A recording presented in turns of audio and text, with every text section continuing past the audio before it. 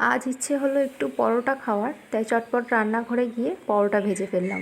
কেন কি অনেক দিন গরমের পর একটু ঝড় বৃষ্টি হয়েছে, তো একটু ঠান্ডা ঠান্ডা হয়েছে, তার জন্য মনে হলো পরোটা খাবো। আর পরোটার সাথে ছিল হচ্ছে ছোলার ডাল, আলু দিয়ে বাদাম দিয়ে ছোলার ডাল করেছি। আর তার সঙ্গে হিং দিয়েছি। হিং দিয়ে ছোলার ডাল করলে খুব সুন্দর একটা গন্ধ বেরোয়, গন্ধটাই খুব সুন্দর লাগে।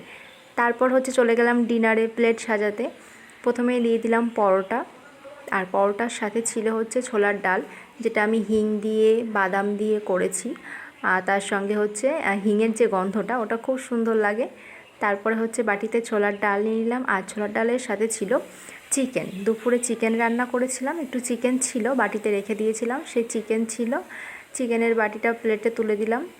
রাতে পরোটা দিয়ে চিকেন খেতে কিন্তু খুব ভালো লাগে। ছোলার ডালের সঙ্গেও যেমন পরোটা ভালো লাগে, আমার চিকেন কষা দিয়েও পরোটা খেতে খুব ভালো লাগে। আর ছিল তার সাথে মিষ্টি, সাদা মিষ্টি আর কালো মিষ্টি। এই হচ্ছে আজকে রাতের খাবার। তারপরে আমার জন্য নিয়ে নিয়েছি আরেকটি থালা। আমি আবার কী করেছি, পরোটাটাকে ছিঁড়ে ছিঁড়ে একটু পেটাই পরোটা করেছি।